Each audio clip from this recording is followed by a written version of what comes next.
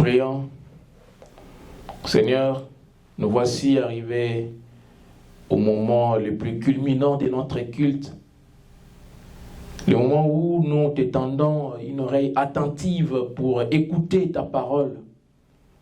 Seigneur, laisse que ta parole puisse nous instruire, laisse que ta parole puisse nous enseigner, laisse que ta parole puisse nous convaincre, nous corriger, nous instruire dans la justice, afin que nous soyons des hommes et des femmes accomplis et propres à toute bonne œuvre, au nom de Jésus-Christ.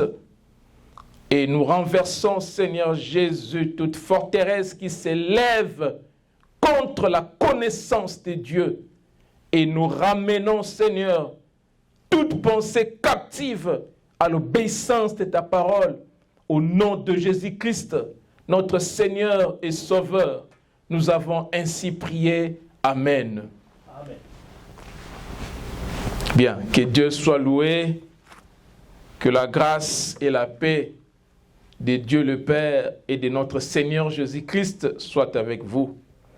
Je vous chéris avec la tendresse de notre Seigneur Jésus-Christ. Eh bien, nous continuons avec notre enseignement sur l'adoption. Et la fois passée, on avait parlé de l'adoption. Nous avons défini ce que c'est l'adoption. Donc notre sous-thème de la fois passée, c'était l'adoption du croyant dans la famille des dieux. C'était notre sous-thème de la fois passée. Et aujourd'hui, le sous-thème d'aujourd'hui est intitulé « Le privilège de l'adoption dans la famille des dieux ». Le privilège de l'adoption dans la famille des dieux. Et il y avait deux textes de base autour desquels a tourné notre enseignement de la fois passée. Il y a Galates chapitre 4, versets 4 à 5. Il y a aussi Romains chapitre 8, verset 15.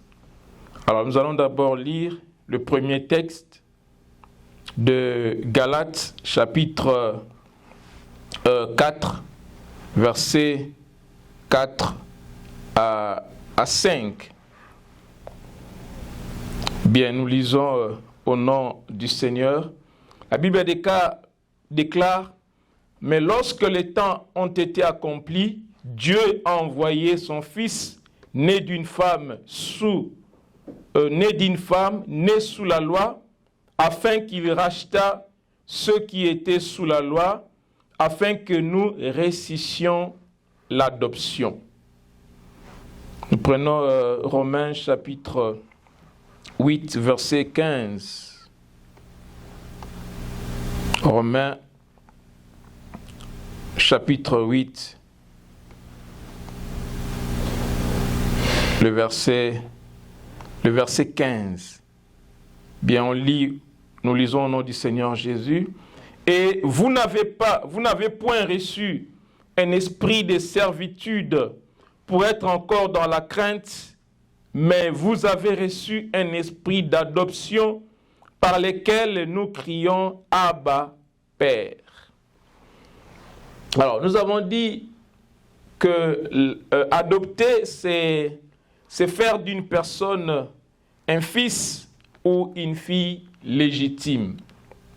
L'adoption est l'une des métaphores utilisées dans la Bible pour expliquer comment les chrétiens sont rattachés à la famille de Dieu. C'est l'une des métaphores.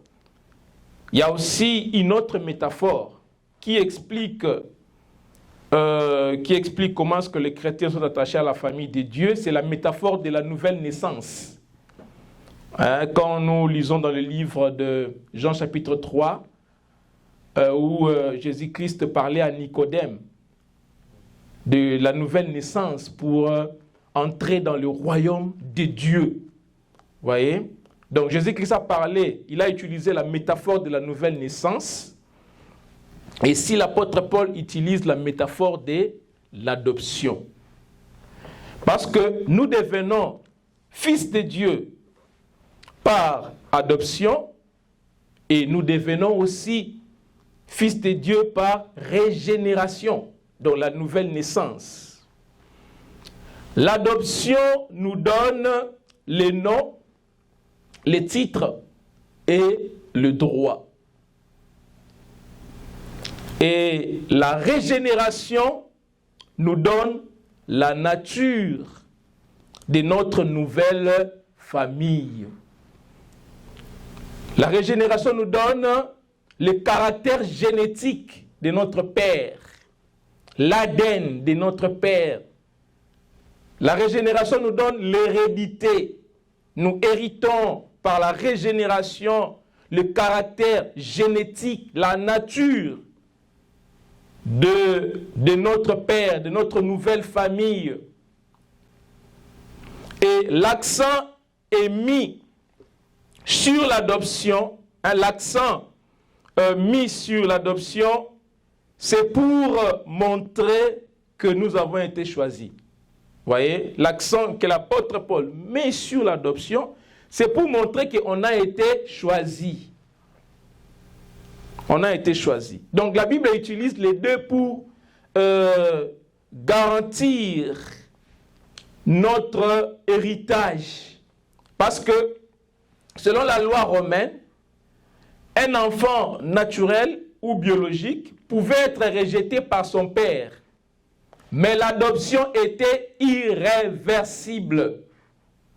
Donc pour montrer que, comme l'enfant légitime pouvait être, l'enfant naturel pouvait être rejeté, alors il fallait utiliser une deuxième métaphore pour nous montrer que notre héritage est garanti. Parce que dans la loi romaine, lorsqu'un enfant naturel ou biologique avait été rejeté, il n'avait pas droit à l'héritage. Et Dieu utilise les deux métaphores pour nous montrer que notre héritage est sécurisé, elle est garantie. Elle ne nous sera jamais ôtée sous aucun prétexte. Vous voyez? Donc, si l'apôtre Paul met l'accent sur l'adoption, c'est pour montrer qu'on a été choisi. Parce que dans la naissance, vous ne choisissez pas l'enfant. Vous voyez? Vous prenez celui qui est disponible. Dieu vous donne. Vous ne choisissez pas. Mais dans l'adoption, vous choisissez. Parce que les Romains, ils adoptaient des enfants qui étaient plus intelligents que les enfants qu'ils avaient. Parce qu'ils voulaient des enfants dignes. Des enfants qui pouvaient gérer correctement leur patrimoine, leurs richesses. Alors ils choisissaient des enfants brillants, des enfants intelligents. Et des familles pauvres, ils souhaitaient que des familles riches adoptent leurs enfants. Parce que les prix de l'adoption étaient très élevés. Très élevés. C'était beaucoup d'argent. Vous voyez? Et quand une famille pauvre arrivait à faire adopter leur enfant dans une famille riche, ils gagnaient beaucoup d'argent. Et cet enfant-là n'appartenait plus à sa famille d'origine. Tous les liens étaient coupés. Il appartenait désormais à sa famille adoptive. Et s'il avait des dettes, c'était automatiquement annulé. Et il portait un nouveau nom. Son père adoptif lui donnait un nouveau nom. Vous voyez? Donc l'adoption nous donne les droits, les titres, parce que Dieu nous donne un nouveau nom. Et par la nouvelle naissance, Dieu nous donne maintenant le caractère. Parce que si tu adoptes un enfant, tu ne peux pas changer son cœur. Peut-être cet enfant-là peut plus tard se tourner contre toi. Tu n'as aucun moyen pour changer son cœur. Mais Dieu, il nous a pas seulement adoptés, mais il nous a régénérés. Il a changé notre cœur afin que nous puissions recevoir sa nature divine.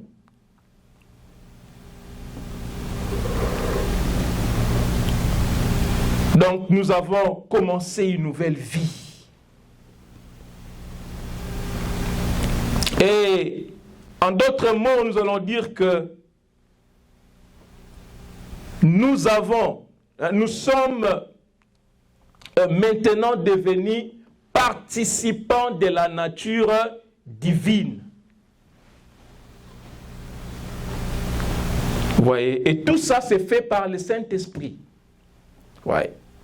Donc, les deux métaphores utilisées par Jésus et par l'apôtre Paul expliquent l'œuvre de l'Esprit dans notre vie.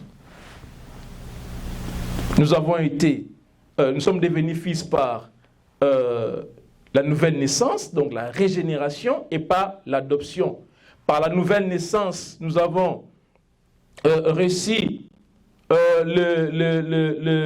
la nature de Dieu, les caractères génétiques de Dieu, et nous sommes devenus participants de la nature divine. Et par l'adoption, nous avons reçu les titres, les noms et les droits.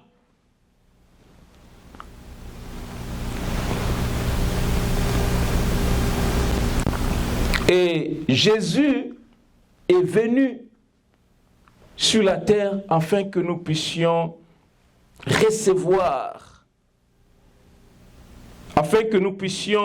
recevoir les statuts d'enfants adoptifs. Vous savez, aujourd'hui, pour adopter un enfant, les gens font des milliers de kilomètres pour aller adopter. Il y a des gens qui vont adopter en Afrique, des gens qui vont adopter en Asie, et qui quittent l'Europe pour aller adopter en Afrique. D'autres quittent l'Europe pour aller adopter en Asie. Il y a ceux qui quittent l'Amérique pour aller adopter en Asie, en Afrique. Vous voyez, il parcourt des milliers de kilomètres. C'est ce que Jésus a fait. Il a quitté le ciel pour venir adopter en Afrique, sur la terre plutôt. Jésus a quitté le ciel. Il a été envoyé par le Père. Notre grand frère a été envoyé par le Père afin de venir sur terre pour adopter des enfants, des fils pour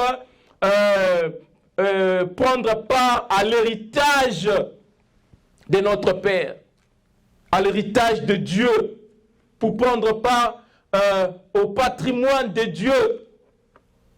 Voyez, Jésus a quitté le ciel, il est venu sur la terre afin que nous ressuscitions les statuts d'enfants de Dieu. C'est ce qui est dit dans Galates chapitre 4, verset 5. Revoyons ça. Galates chapitre 4.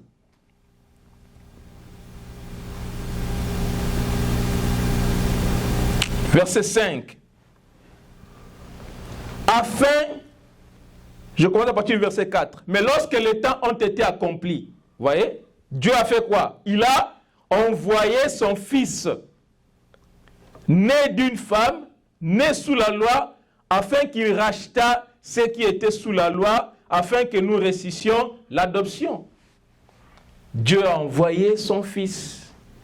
Il a quitté le ciel et il est venu sur la terre afin que nous ressuscitions les statuts d'enfants adoptifs.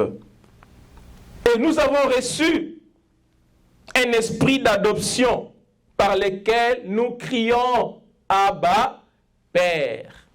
Romains 8, 15. On a reçu un esprit d'adoption par lequel nous crions Abba, Père. Abba, c'est un mot araméen qui signifie papa. Abba, c'est en araméen. Ça veut dire papa. Parce que l'araméen, c'était la langue parlée par les Juifs après leur exil de Babylone. Beaucoup de Juifs parlaient l'araméen. Jésus lui-même a parlé aussi l'araméen. Abba signifie papa. Donc, nous avons reçu l'esprit d'adoption par lequel nous crions Abba, Père. Et ce n'est qu'à ceux qui reçoivent Jésus et croient en son nom que le pouvoir est donné de devenir enfants de Dieu. Jean 1, 12. Ce n'est qu'à ceux qui reçoivent Jésus et croient en son nom que le pouvoir est donné de devenir enfants de Dieu. Là, c'est la régénération. Là, nous recevons la nature, les caractères génétiques de notre Père. Car tous les enfants adoptifs de Dieu sont fils de Dieu par la foi en Jésus. Nous sommes fils par la foi en Jésus. Galates chapitre 3, verset 26. Nous sommes fils de Dieu par la foi en Jésus en raison de l'œuvre rédemptrice de Jésus-Christ. En raison de l'œuvre rédemptrice que Jésus a accomplie pour nous sur la croix, dans Galates chapitre 4, verset 5, que nous avons lu précédemment. Alors, par conséquent, plutôt que d'une paternité créatrice universelle de Dieu, la Bible parle de la paternité rédemptrice de Dieu, dans laquelle les pécheurs justifiés deviennent fils et filles du Père avec tous les droits et privilèges dont jouit un membre de la famille de Dieu. Parce qu'il y a certaines doctrines qui parlent de la paternité universelle de Dieu. Pour ne pas les citer, le protestantisme libéral, cette église où on célèbre même des mariages homosexuels. Les protestantismes libéral, eux, ils prônent la paternité universelle de Dieu. Pour eux, Dieu est le Père de tous les êtres humains. Et par conséquent, le salut est universel. Donc pour eux, tout être humain ira au ciel, peu importe la manière dont vous vivez. Dieu est notre Père, Dieu est bon, Dieu ne peut pas envoyer quelqu'un en enfer, donc vous irez au ciel. Ne vous inquiétez pas de la manière dont vous vivez, faites tout ce que vous voulez, vous allez aller au ciel. Vous irez au ciel. Vous voyez? Donc ça, c'est le mensonge de l'ennemi. Et il prône la paternité universelle de Dieu, donc le salut universel. Alors, ce n'est pas ce que nous dit la Bible. La Bible, par contre, parle de la paternité rédemptrice de Dieu. Dans cette paternité, les pécheurs justifiés deviennent fils et filles du Père, avec tous les droits et privilèges dont jouit un membre de sa famille. Donc quand vous acceptez Jésus comme votre Seigneur et Sauveur, c'est alors que vous faites maintenant partie de la famille de Dieu, que vous êtes devenus enfants de Dieu. Et de ce fait, vous bénéficiez de tout le droit et privilège dont un membre, dont jouit un membre de la famille de Dieu. Alors maintenant, quels sont ces droits et privilèges dont jouissent les membres de la famille de Dieu? Quels sont ces droits et privilèges dont jouissent les membres de la famille de Dieu? Premièrement, ça c'est d'ailleurs les principaux privilèges que nous avons. Il y en a d'autres, mais il y a beaucoup de privilèges que nous jouissons comme membres de la famille de Dieu. Mais le premier et le principal de tous ces privilèges est que le Saint-Esprit vient habiter dans le cœur du croyant. Ça, c'est le premier et le principal de tous ces privilèges dont nous jouissons comme membres de la famille de Dieu. Donc, le premier privilège est que le Saint-Esprit vient habiter, le premier privilège de l'adoption, et que le Saint-Esprit lui-même vient habiter dans le cœur du croyant et nous libère ainsi du péché. Nous libère ainsi du péché et favorise la communion avec Dieu. Voyez? Donc le premier privilège est que le Saint-Esprit élit domicile dans nos cœurs. Il fait de nos cœurs sa résidence et de ce fait, il nous délivre de la puissance du péché et il nous permet d'être en communion avec le Père. Prenons Galates chapitre 4, versets 6 à 8. Galates chapitre 4, versets 6 à 8. Je lis au nom du Seigneur.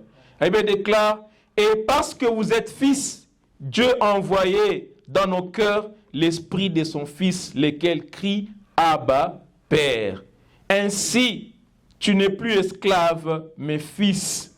Et si tu es fils, tu es aussi héritier par la grâce de Dieu. Autrefois, ne connaissant pas Dieu, vous serviez les dieux qui ne le sont pas de leur nature.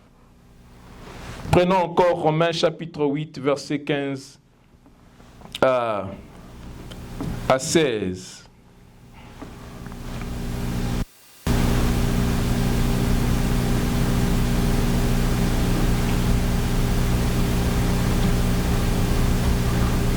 Romains chapitre 8, 15 à 16. Et vous n'avez point reçu un esprit de servitude pour être encore dans la crainte, mais vous avez reçu un esprit d'adoption par lequel nous crions Abba, Père. Voyez? Quand nous étions enfants du diable, on était dans la servitude. Mais lorsque le temps est arrivé, lorsque le temps a été accompli, Dieu a envoyé son Fils, afin qu'il vienne nous délivrer de l'esclavage du péché. Et il nous a donné l'Esprit de Dieu. Et l'Esprit de Dieu que nous avons reçu, ce n'est pas un esprit de crainte, mais c'est un esprit d'adoption par lequel nous crions Abba, Père. Et Romains chapitre 8, verset 21, la parole déclare, quel aussi sera affranchi de la servitude de la corruption pour avoir part à la liberté de la gloire des enfants de Dieu. Ici on parle de la création. La création aussi sera libérée. Parce que le péché a soumis l'homme à la corruption. Le péché a aussi soumis la nature à la corruption. Et la nature aussi sera affranchie de la servitude, de la corruption, pour avoir part à la liberté de la gloire des enfants de Dieu. Et nous prenons 2 Corinthiens, chapitre 3, verset 17.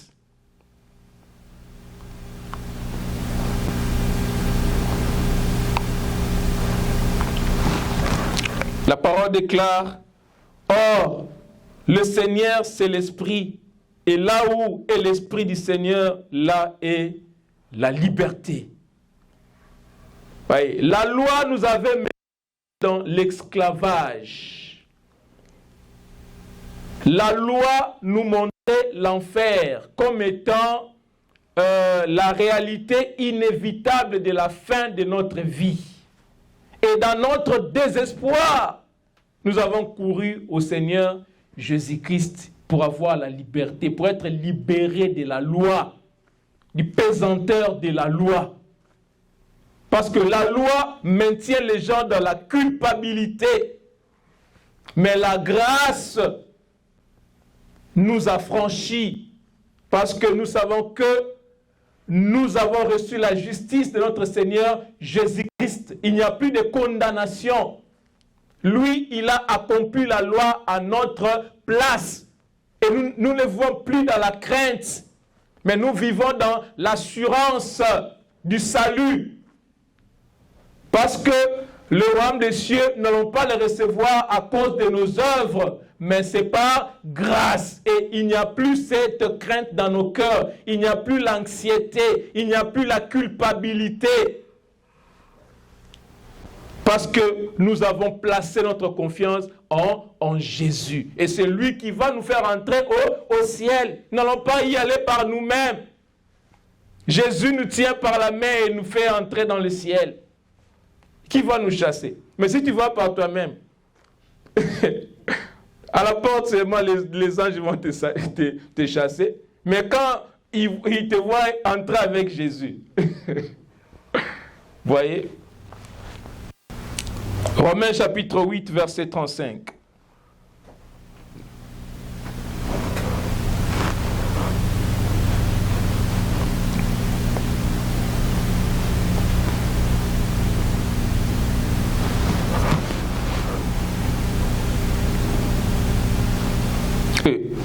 Jean, pas Romains, Jean chapitre 8, verset 35. Jean chapitre 8, verset 35. Bien, la parole déclare, « Oh, l'esclave ne demeure pas toujours dans la maison, les fils y demeurent toujours. » L'esclave ne demeure pas toujours dans la maison, les fils y demeurent toujours. Nous, on a été affranchis de l'esclavage, du péché. Et Dieu a fait de nous ses esclaves. Maintenant, Dieu est tellement bon qu'en faisant de nous ses esclaves, il ne nous a pas laissé dans la condition de l'esclave. Et il a fait de nous des fils. Parce que dans la culture romaine, même les esclaves étaient adoptés. Vous voyez, si le maître trouvait dans son esclave de bonnes qualités, il adoptait l'esclave et l'esclave devenait fidèle. Il changeait de statut. Il passait du statut de l'esclave au statut du fils de son maître. Et nous avons eu un bon maître qui nous a adoptés. Vous savez, le bonheur d'un enfant qui a connu un père abusif, c'est de trouver quelqu'un qui va le protéger, de trouver quelqu'un qui va garantir son avenir. Un enfant qui a eu un père abusif, un père qui a abusé de lui, un père qui l'a violé, un père qui l'a maltraité. Le bonheur de cet enfant, c'est d'avoir un père aimant, un Père aimable, un Père qui va le protéger, un Père qui va garantir son avenir. Et nous avions un Père violent, un Père qui abusait de nous, qui nous faisait faire des choses, contre notre volonté. Et maintenant, on a trouvé un Père aimable, un Père qui nous aime et qui nous laisse la liberté de le choisir ou bien de le rejeter. Vous voyez? Un Père bon, un Père aimable, un Père qui garantit notre avenir, un Père qui nous protège. C'est ça le bonheur d'un enfant qui a connu un Père abusif. Vous voyez, nous avons maintenant un Père qui nous protège, qui nous chérit, qui nous caresse.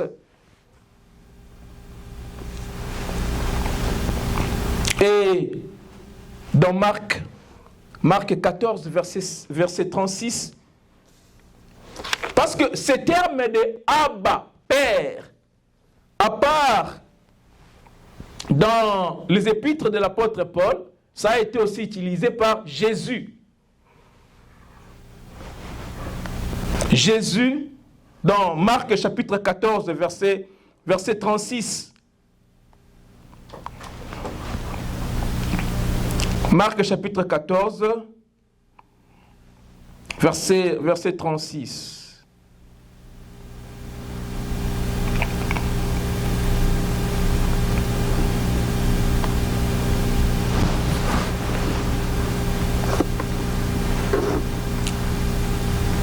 Il disait, Abba, Père, toutes choses te sont possibles. Éloigne de moi cette coupe. Toutefois, non pas ce que je veux, mais ce que tu veux. Vous voyez comment Jésus appelle? Il s'adresse à son Père. Il dit quoi? Abba. Abba.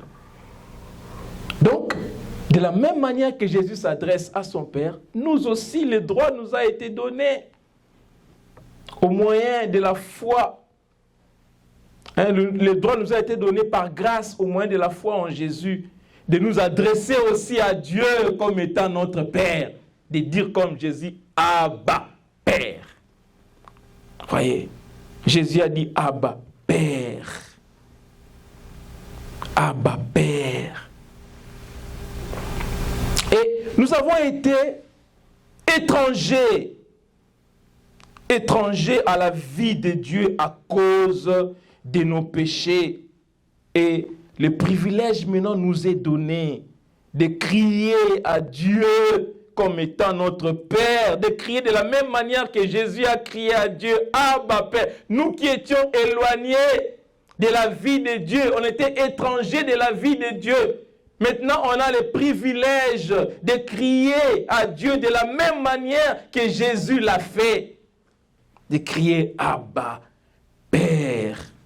Alors, le cri de Jésus a été ignoré par Dieu. Vous savez pourquoi? Si le cri de Jésus a été ignoré par Dieu, c'est pour que notre cri soit entendu. Parce que si Dieu avait entendu le cri de Jésus et qu'il avait éloigné cette coupe, nous ne serions pas sauvés. Mais Dieu a ignoré. Il a ignoré le cri de Jésus pour que notre cri soit entendu. Jésus à la croix. Jésus, quand il était à la croix, ça c'était avant que Jésus aille à la croix. Il a appelé Dieu Abba, Père. Maintenant, remarquez, Jésus à la croix, est-ce qu'il avait appelé Dieu Père? Jésus n'avait pas appelé Dieu Père. Pourquoi? Parce qu'à la croix, Jésus avait porté le péché et il était abandonné par Dieu. Il a dit, Eli, Eli, lama sabachthani. Mon Dieu, pourquoi m'as-tu abandonné? C'était la première fois que Jésus s'adresse à son Père en l'appelant Dieu.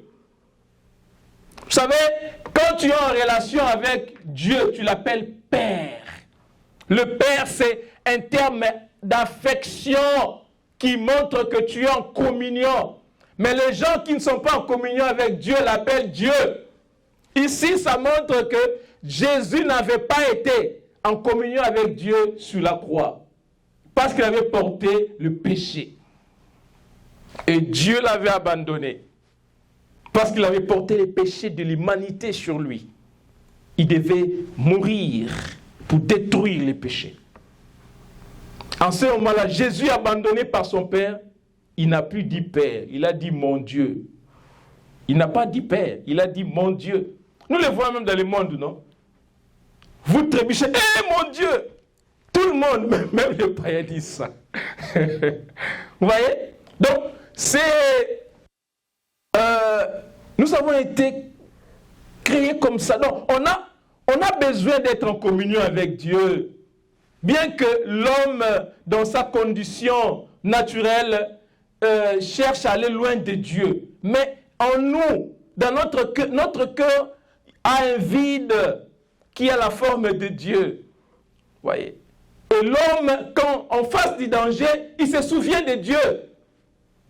Imaginez, même quand vous êtes à bord d'un avion et qu'il y a des turbulences, observez la réaction des gens. Il y a des turbulences, le tour de contrôle annonce qu'il y a des turbulences, il y a un danger, tout ça. Et les gens commencent à crier, Dieu, Dieu, Dieu, mon Dieu. Vous voyez? Devant un danger, l'homme crie, mon Dieu.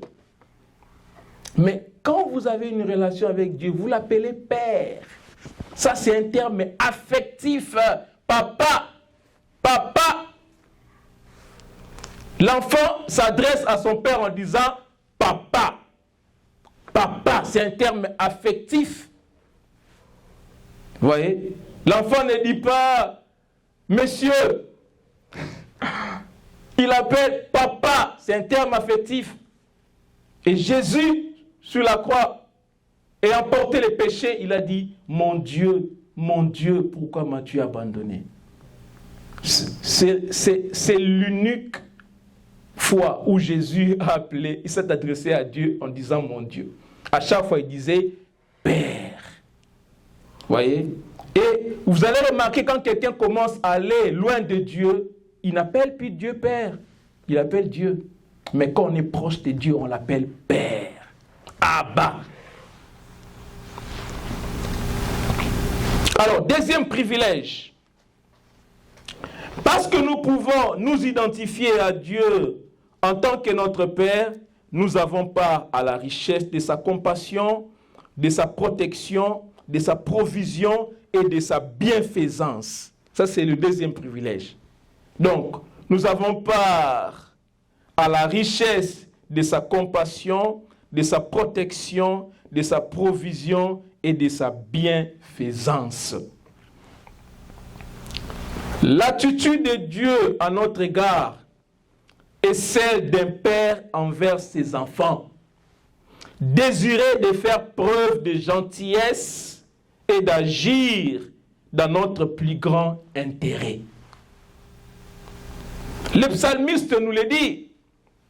Le psalmiste dit ceci: comme un père a compassion de ses enfants, l'Éternel a compassion de ceux qui les craignent. Vous voyez?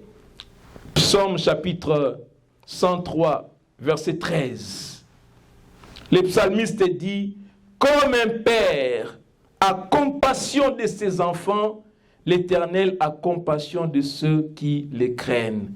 Alors, cette disposition à la compassion est illustrée aussi par le Seigneur Jésus-Christ lui-même dans le livre de Luc, chapitre 11, versets 11 à 13. Jésus pose une question très pertinente ici. Luc, chapitre 11, versets 11 à 13.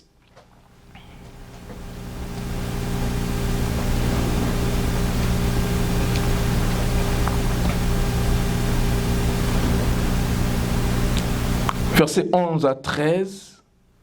Voilà, le Seigneur dit, il pose la question.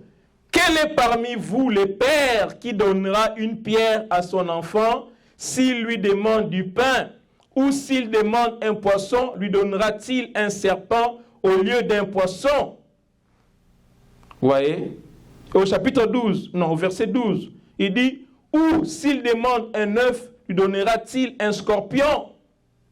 Si donc, là le chapitre 13, si donc, plutôt, verset 13, si donc, méchants comme vous l'êtes, vous savez donner des bonnes choses à vos enfants, à combien plus forte raison le Père Céleste donnera-t-il le Saint-Esprit à ceux qui le lui demandent? Vous voyez? Donc Dieu a cette disposition-là, la compassion envers nous, ses enfants. Alors, non seulement Dieu nous donnera son esprit, mais comme il dit aussi un passage parallèle, Dieu nous donnera également les bonnes choses que nous lui demandons.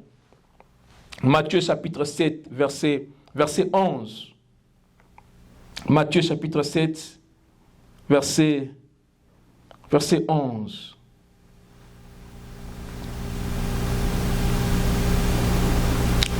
La parole déclare, « Si donc méchants, comme vous l'êtes, vous savez donner des bonnes choses à vos enfants, à combien plus forte raison votre Père qui est dans le ciel donnera-t-il des bonnes choses à ceux qui les lui demandent? » Donc Dieu ne donne pas seulement l'esprit, mais il nous donne aussi des bonnes choses que nous lui demandons. Alors, pour cette raison, nous n'avons pas besoin de nous inquiéter de nos besoins quotidiens, car le Père est heureux de pourvoir à nos besoins quotidiens.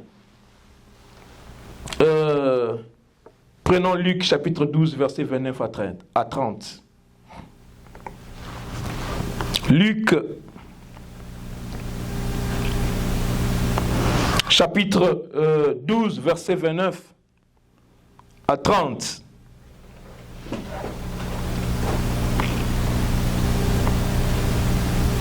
La parole déclare, et vous ne cherchez pas ce que vous mangerez et ce que vous boirez, et ne soyez pas inquiets, car toutes ces choses, ce sont les païens du monde qui les recherchent.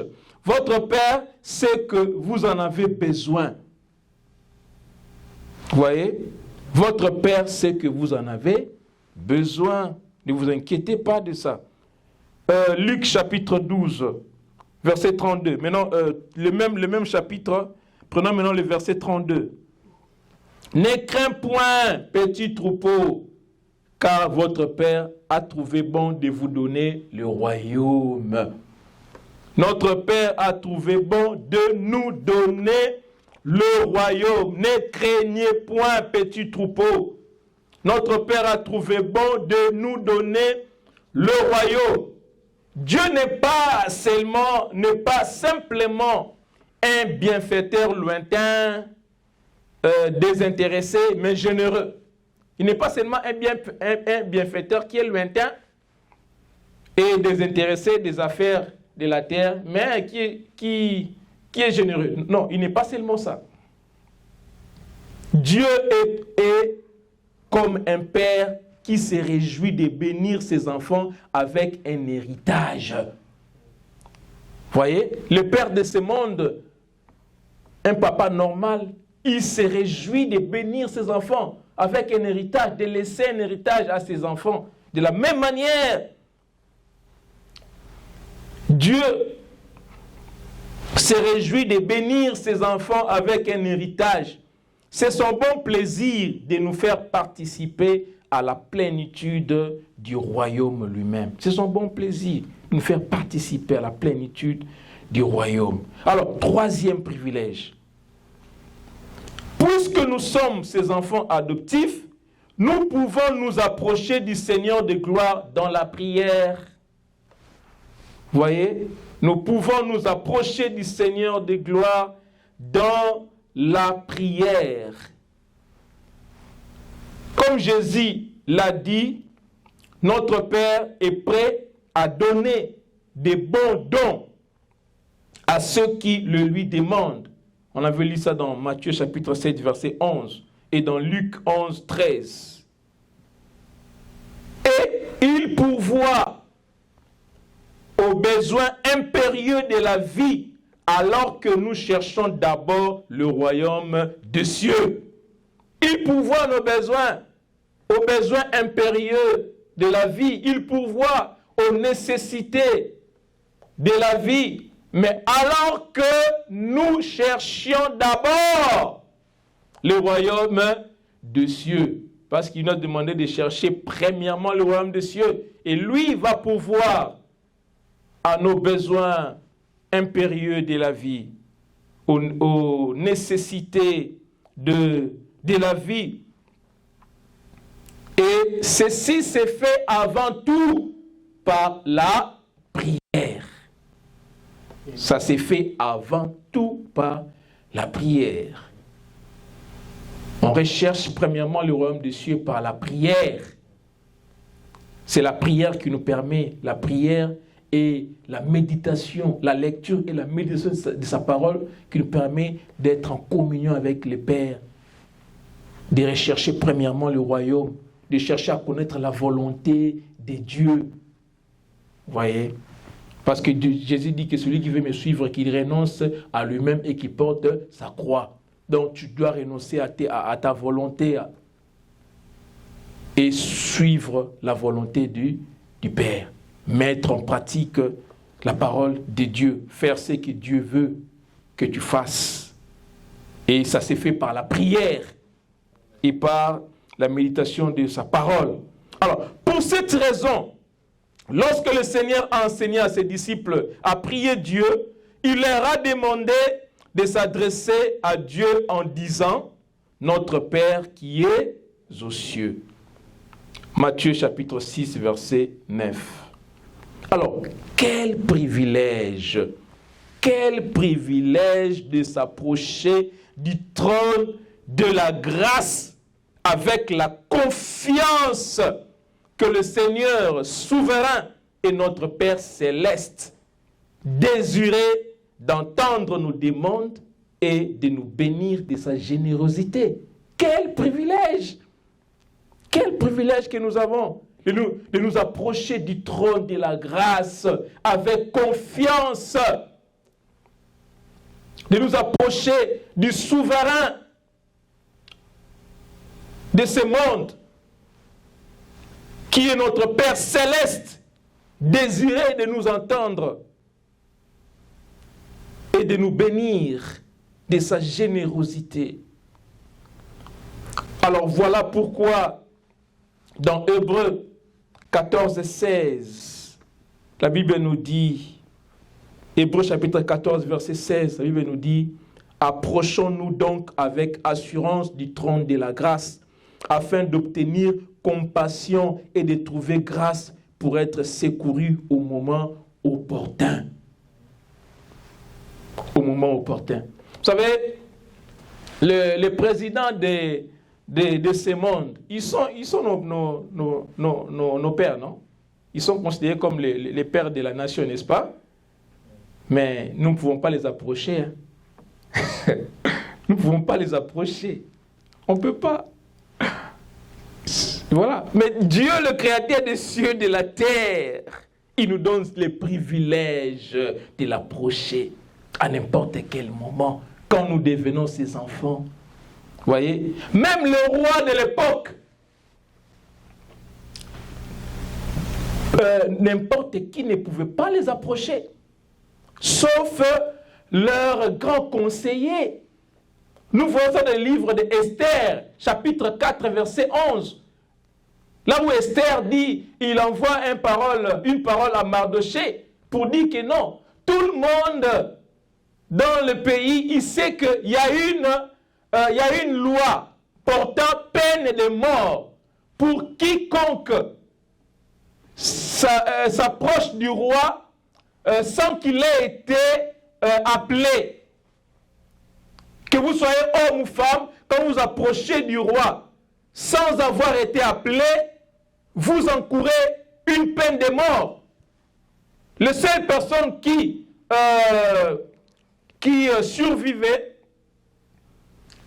c'était les personnes à qui le roi tendait son sceptre d'or Donc si le roi vous tendait le sceptre d'or, là, vous aurez la vie sauve. Mais si le roi ne vous tendait pas le sceptre d'or, vous serez exécuté. Voyez, vous allez mourir, parce que c'était ça la loi. On ne pouvait pas s'approcher du roi, entrer dans la cour royale sans être invité, sans être appelé. Voyez, mais ici Dieu nous dit approchez-vous. Voyez, nous nous approchons de Dieu avec assurance pour obtenir la grâce, la compassion, pour trouver grâce d'être secouru au moment opportun. Vous savez, la compassion c'est quoi? Vous savez, quand vous avez un problème, il y a des gens qui peuvent dire, il y a un malheur qui vous arrive, il y a des gens qui peuvent dire, bon, désolé, je suis de cœur avec toi. Ça, c'est la sympathie. Il y a d'autres qui peuvent dire, en tout cas, je partage ta douleur. Ça, c'est l'empathie. Mais encore d'autres qui disent, au-delà de la douleur que je ressens, je vais trouver la solution à ton problème. Ça, c'est la compassion. Dieu a fait preuve de compassion envers nous. Il a trouvé la solution à notre problème. C'est le péché. Dieu a résolu. Tu peux avoir n'importe quel problème, mais le problème de l'homme, c'est le péché. Tous les problèmes que nous avons découlent du péché, de la corruption du péché. Alors, Dieu a résolu le problème du péché. Satan peut vous donner tout ce qu'il veut, mais il ne résoudra jamais votre problème. Vous pouvez être dans l'opulence dans ce monde, mais le problème du péché restera pendu, ne sera pas résolu. Et quand vous mourrez, vous allez à l'enfer. Peu importe l'opulence dans laquelle vous avez vécu sur la terre, mais Dieu a résolu le problème du péché. Sur le trône de Dieu, Christ, c'est sur le trône de Dieu que Christ a fait l'expiation des péchés. Et c'est là que la grâce est dispensée aux croyants pour toutes les questions de la vie, pour tous les problèmes de la vie. Quel est le problème qui te tracasse?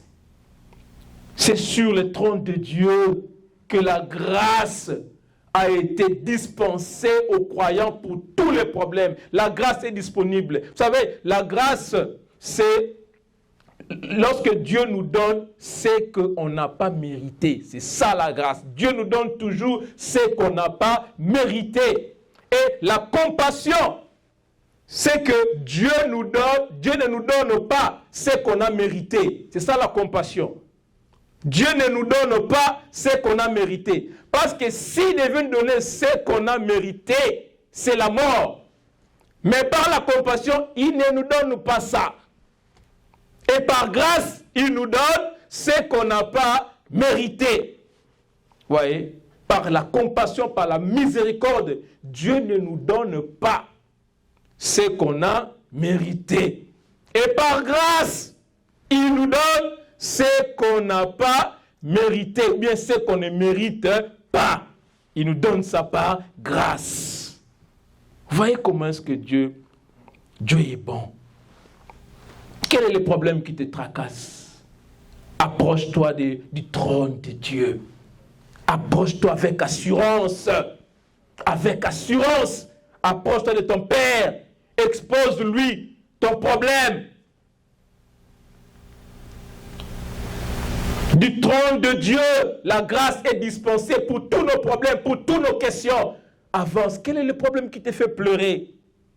Avance. Viens devant le trône de ton Père. Il y a la solution. Il a la solution à tous nos problèmes. D'ailleurs, il a résolu le plus grand problème que l'humanité connaît. C'est le péché. Cette pandémie qui détruit l'humanité, Dieu a trouvé la solution. Alors, s'il a trouvé la solution au péché, quel est le problème qu'il n'arriverait pas à trouver la solution? Quel est le problème auquel Dieu ne serait pas en mesure de trouver la solution? Quel est le problème que Dieu ne serait pas en mesure de résoudre? Il n'y en a pas. Avance approche-toi, fais-lui confiance. Bien, aujourd'hui, nous avons fini notre enseignement et nous allons continuer. Il y a encore 4 autres privilèges qui sont restés. Parce que nous avons énuméré 7 privilèges. Et nous allons parler des 4 autres privilèges le dimanche prochain. Que Dieu vous bénisse.